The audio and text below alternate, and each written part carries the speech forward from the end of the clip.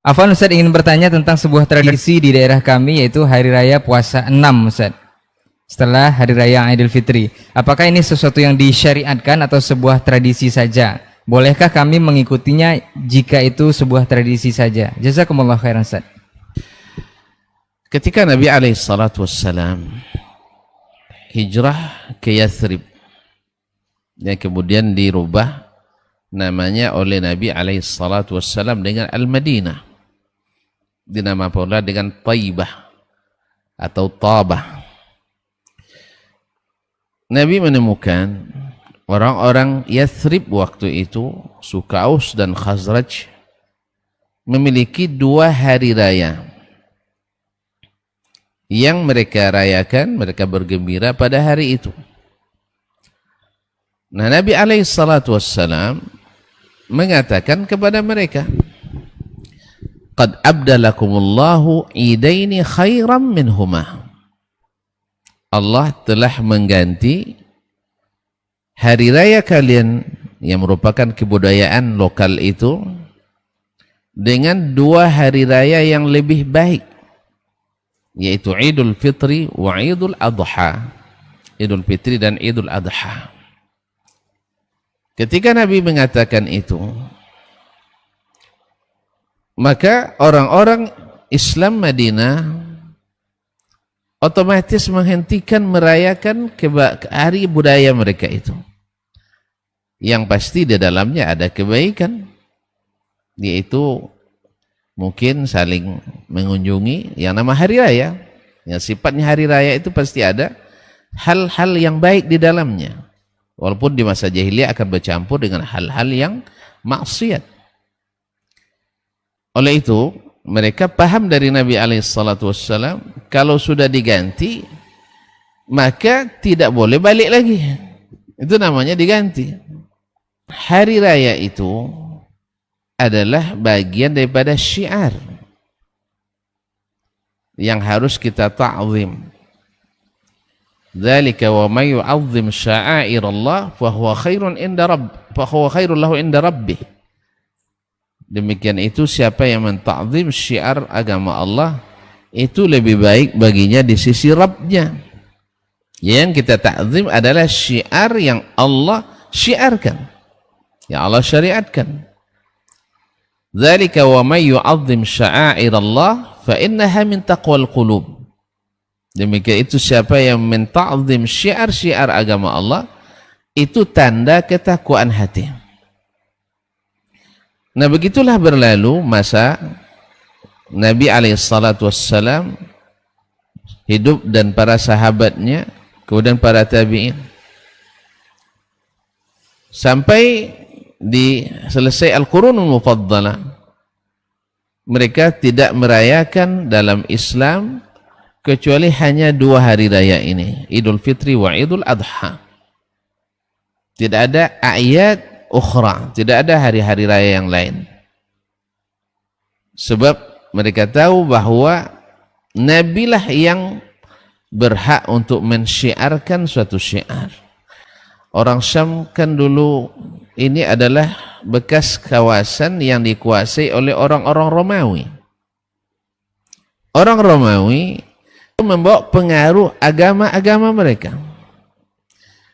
Nah, ketika orang Islam di Syam, mereka berdampingan dengan orang-orang agama lain, maka mereka merasa perlu pula untuk menghidupkan syiar tambahan, sehingga mereka membuat syiar menurut mereka perlu.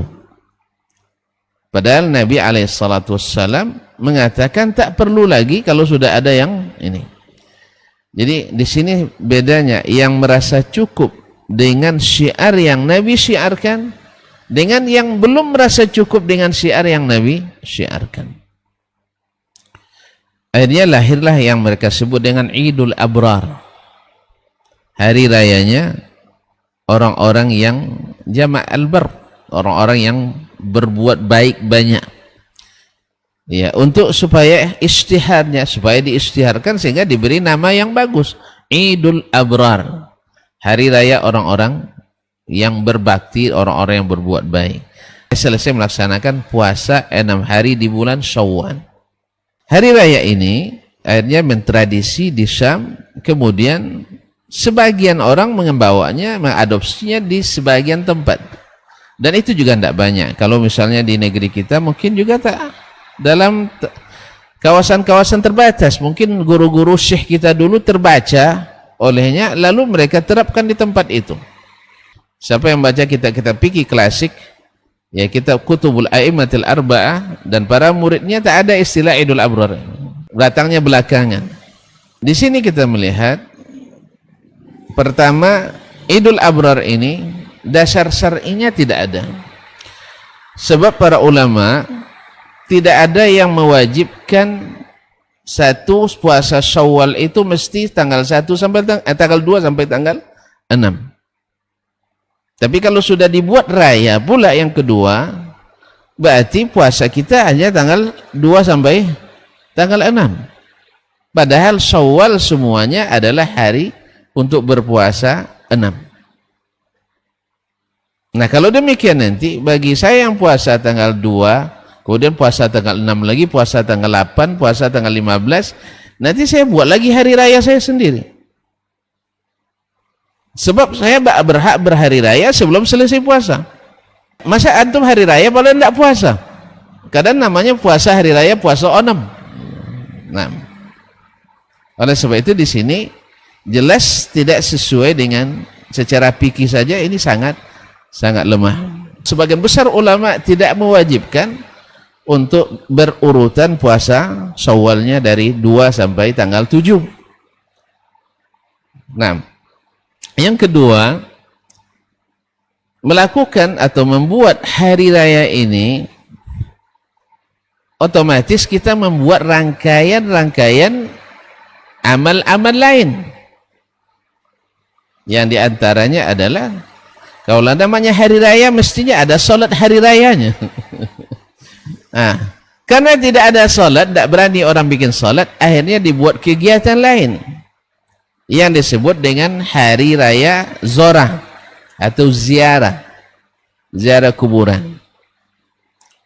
Dan ini jelas-jelas bertentangan dengan larangan Nabi SAW, bahwa Nabi katakan la tattakhidhu qabri idan, jangan kalian jadikan kuburanku sebagai tempat berhari raya, yaitu dikhususkan ziarah dari waktu ke waktu pada waktu yang sama dan secara bersamaan.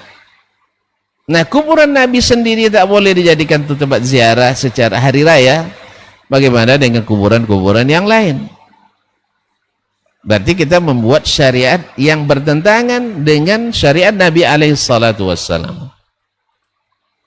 Yang ketiga, dan ini tidak bisa dipungkiri, bahwa seperti kata Syekhul Islam Ibnu Taimiyah yang beliau tinggal di daerah tumbuhnya hari raya Idul Abrar ini, beliau mengatakan makhtalaqa an-nasu 'idan ghairal 'idaini illa wa yu'azzimunahu akthar min ta'zimihim lahuma. Tidaklah suatu kaum manusia membuat suatu hari raya dalam Islam selain daripada Idul Fitri dan Idul Adha, kecuali mereka menta'zimnya lebih daripada Idul Fitri dan Idul Adha. Dan ini bisa kita buktikan kalau misalnya di Bangkinang atau di daerah lain, bila tidak pulang Idul Fitri itu dianggap biasa, tidak ada masalah, apalagi musim pandemi ada alasan. Tapi kalau tidak pulang hari raya puasa Zora, puasa 6 atau Ayo Zora, ini akan masuk catatan, ya, akan masuk blacklist, tidak pernah pulang di hari puasa 6.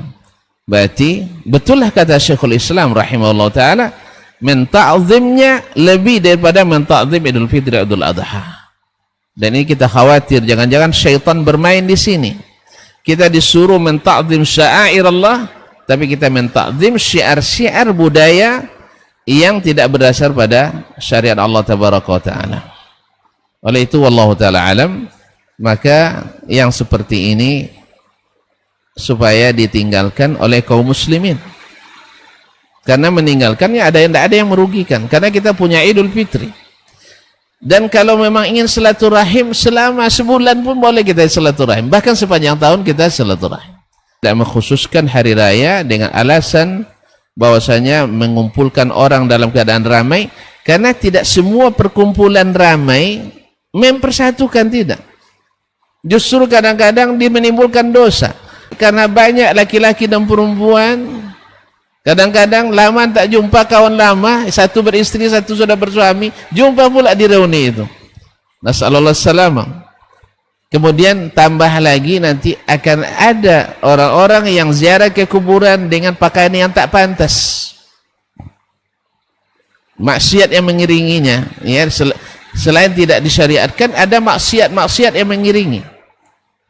Kemudian selepas itu kita buat acara makan-makan, mungkin kadang-kadang dekat dengan kuburan itu. Jadi antara mengingat mati dengan hari raya tidak pas, tidak matching. Ziarah kubur itu mengingatkan mati, orang mati tidak semangat makan. Jadi merayakan mati itu tidak pas. Makanya kaum muslimin dan muslimat dirahmati Allah, dari berbagai sisi, maka hari raya ini tidak disyariatkan dengan segala.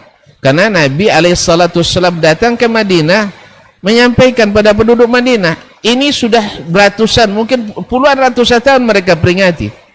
Tapi ketika diingatkan oleh Nabi SAW, Allah telah ganti dengan hari raya yang lebih baik, mereka tidak hidupkan lagi. Bahkan sampai hari ini tidak ada hari raya itu diingatkan atau diperingati di kota Madinah. Wallahu musta'an.